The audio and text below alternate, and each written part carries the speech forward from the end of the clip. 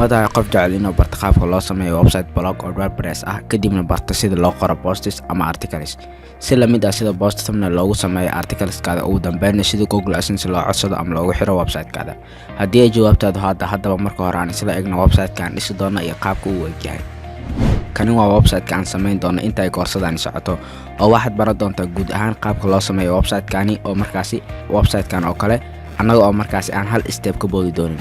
Hadaba maxaan shaaca ka qaadi doonaa inta ay koorsadani socoto. Koorsadan waxaan u kala dhignay 17 step oo step walba markaasi wax gooni ah ku baran doono. Hadaba maxaan baran doonaa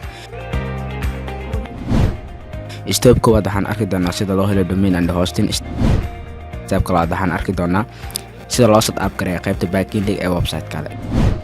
Step-ka saddexaad waxaan arki doonaa sida loo soo dego waxa la hayo theme iyo plugins. Step-ka afraad waxaan arki doonaa qaabka loo abuuro page iyo markaasi menu.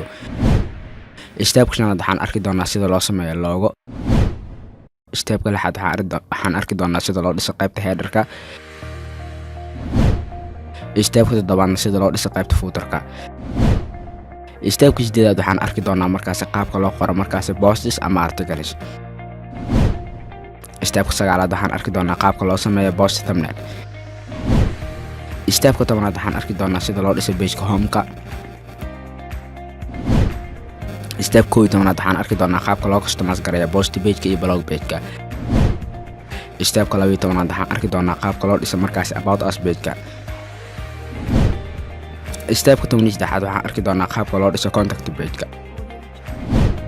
Step-ka 14 waxaan arki doonaa qaabka loo optimize gareeyo website-kaada qaybta SEO-ga.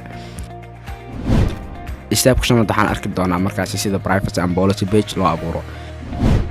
Step-ka 16 waxaan arki doonaa sida Google AdSense loogu xiro website-kaada kadibna xayeysiimaha website-kaada iyo waxyaabahaas dhan loo maamulo. Step-ka ugu dambeeya ahna 17 waxaan arki doonaa qaabka xawaaraha website-kaada kor loogu qaado. Si la mid ah website-ka aan dhisi doono marka waxaan ka dhigi doonaa mid dadka mobile iyo markaasi laptop iyo markaasi wax doonaba haysto si fiican ugu shaqeeyo.